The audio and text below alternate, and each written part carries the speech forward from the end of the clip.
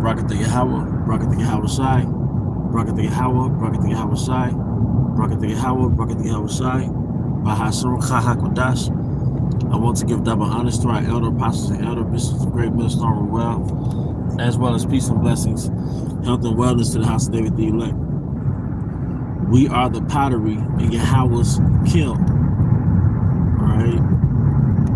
Mercy and fire. We are the pottery in Yahawah's kiln, fire and mercy. Okay, fire and mercy. Alright? Because this is a perfect blend. We have a perfect balance. Alright? Of fire and mercy. Alright? You look back over your life and it's truth. And you look within the programmings, all right, within your lot, the description within your lot, the requirements within your lot, all right, your cup, all right, the cup that you have to drink as a sole individual in its truth. It is a mixture of fire and mercy. Okay. Now, the first part of the title was "We are the clay in Yahawah's kiln," or Yahawah's kiln. What is a kiln? K-I-L-N. It's a furnace in which you heat pottery. Back in art class, it's like middle school, right? We had something called a kiln because what we would do, they would have us take clay, earthen clay, brown clay, and you would knead it like dough, and you get the air bubbles out, and you mold it into a figure. It might be a pot, a little pot, maybe a handheld pot, or it may be an actual sculpture like a figure of a body, a figure of a human, but it's all sculpted out of clay. But with this brown clay, you have to put it in a kiln, K-I-L-N. All right, and if there's no air bubbles in it, it won't crack. And you also put a little coat of glaze on it, so if it survives the kiln, it survives the heat, it comes out with the glow.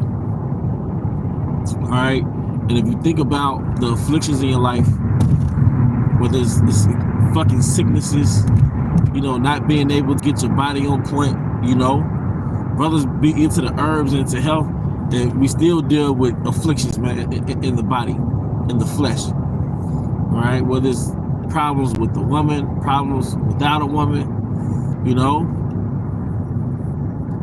problems are in your mind, you know, your mind is lingering all over the place, just going crazy, man.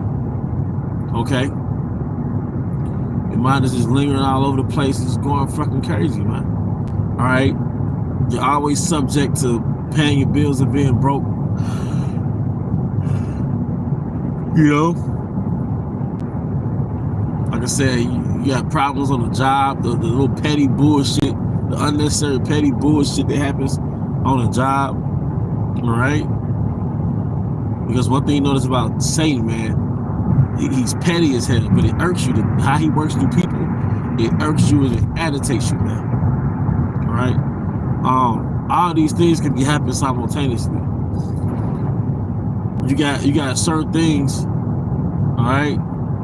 You got certain things that you will go through, all right?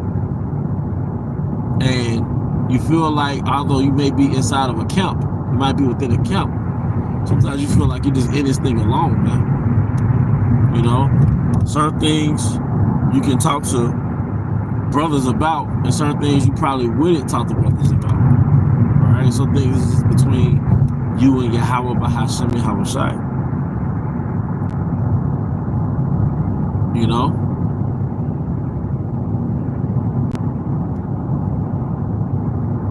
But once again, it's certain things you go through and you feel like you're in this thing alone. And the Most High can have a continual affliction where you have to endure things for a while, not just one bad day. You might have a stretch, you know, of events that's, you know, a burden. Whether it's mental, physical, financial, emotional. Like really going through it, man. Like really fucking going through it, man. You know?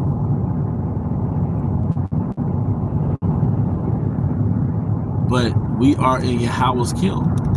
Things that frustrate you, things that you wanted to do, maybe to alleviate some stress or get some type of joy or pleasure, and that goes south, you know? So now you're vexed, you know? Inadequate sleep, you know? Woman problems, maybe baby mama problems, all right?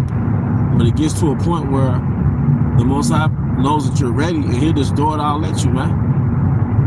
Because Yahawah'S, it says in Yahawah'S hand, it's a fan. He could turn that fan, he could turn the heat up on the fan or within the furnace, the kiln. He can turn the heat down. But you also realize, and you also notice that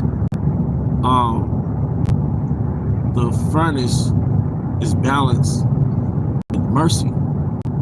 Because there are a lot of things that, you know, you might have had a lapse in judgment. You might struggle with certain things, right? Or you might have unfortunate situations that happen, but then the Most High show mercy. So you have a balance. You have a balance of fire, afflictions, balanced out with mercy. Because also with the afflictions, he doesn't let you tip over the scale, man. All right? He doesn't allow you to step over the precipice of affliction, man. All right? He knows how to get you to the edge and bring you back, man. All right?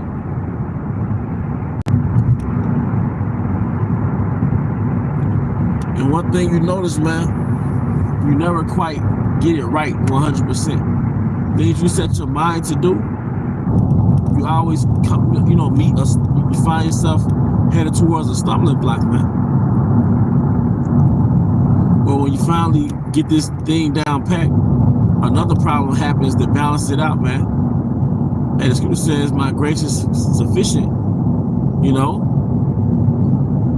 But it also says in 2 Corinthians, the 12th chapter, that lest I be exalted above measure, the Most High allows Satan to buffet me in the flesh. You know? So that could be a freaking,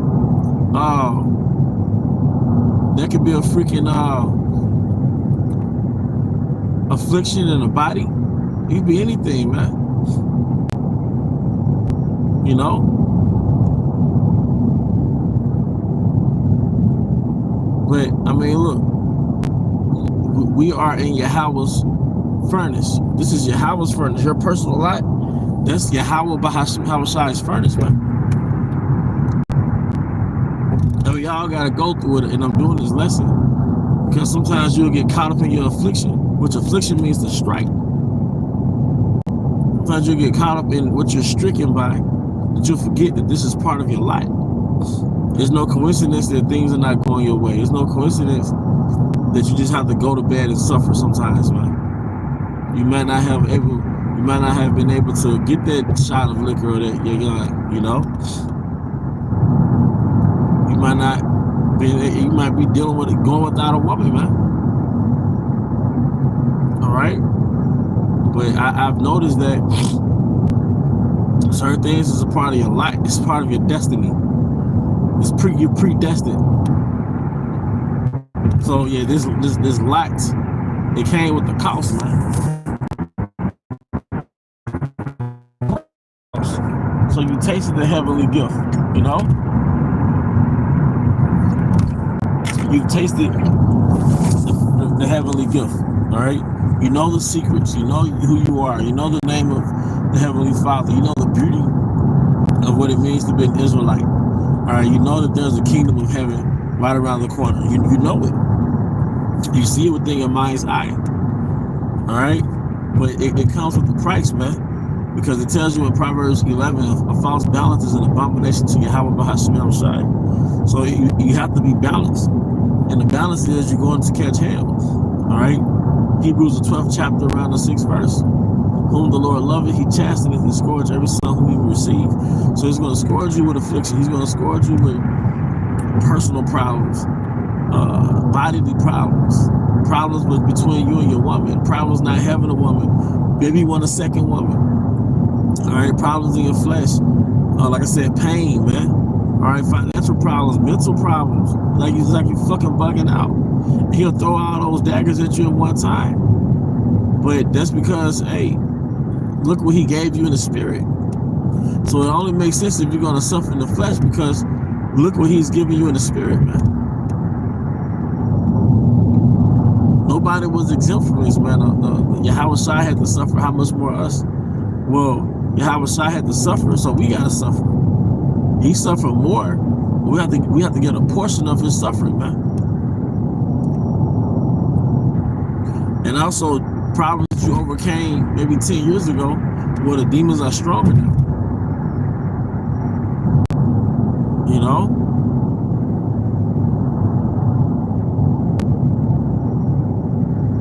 Problems that may have been overcome 10 years ago, well, the demons are stronger now, you know? 5 years ago, the demons are stronger. If you level up, the demon's gonna level up. And we're gonna keep going through what we're going through until we get delivered. But, you know, hey, when brothers get spiritual power, that's the beginning of the translation of kingdoms. When Isaiah 4:1, that's the beginning of translations of kingdoms. You know what I'm saying? Yeah, he's giving you those women because of survival. Like, those women are going to be in survival mode. But also, you're going to be the progenitor of a great nation. They said a little one should become 1,000. You know, little one should become 1,000. How's it going to be manifested? You know, through women. So when brothers get raised up with spiritual power, when brothers, you know, when women come your way, all right, that's the translation of the kingdom, man. Kingdoms. And then really, we're in the beginning of the translation through the professing that we are the Israelites. This man's kingdom is about to go down. People who Edomites are admitting, hey, those guys, those so-called blacks, Hispanics, Native Americans on the corner, those black guys, as they would call us, they've been right the whole freaking time. Those guys with the rags, on the corners, they've been right. Because the Most High is setting up the underdog to be the rulers of the next world, man. It's not gonna be the so-called Chinese, the so-called Ammonites, all right, the Russians, Korean. It's not gonna be any of those. It's gonna be the Israelites, man, being restored to proper order. But it all starts with these trials. We're going through trials, man. All right, trial literally means to try out, man. So we're being tried in the furnace of Yahawah'S, the furnace of affliction, man. You know?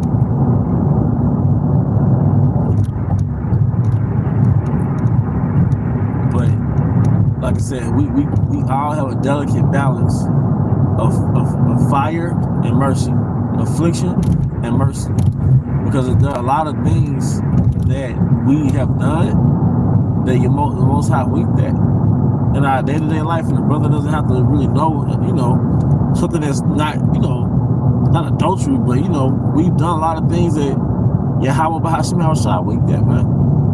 But on the flip side, we deal with a lot of things. So we've done a lot of things, but we deal with a lot of things. And Yahawah'S gave us unwarranted mercy. It's unwarranted, undeserved mercy.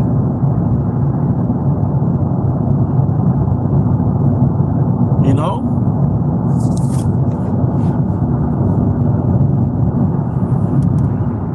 But, you know, that's pretty much the point.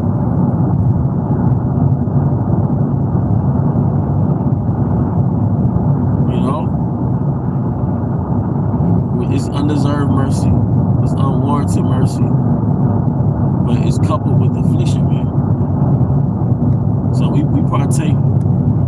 We're beneficiaries of Yahawah's mercy, but also we're partakers of his suffering, man. And Abba willing, you know, we enter into the Passover, and that's what that embodies, man. You know, the eating of the bread, the drinking of the yayan. All right, you're eating of his affliction, man, and we can't forget that. You know, it's that delicate balance of fire and mercy. But with that, I hope you brothers and sisters were edified. Once again, I want to give all honor and glory to Yahawah'S, Shai, Bahasham Kahakudash. I also want to give double honor to our elder apostles and elder bishops of Great Millstone, Ruel. Peace and blessings, Captain Wells, to the house of David the elect. The Bible Bow, coming out Shalom, Shalom to the Akbar.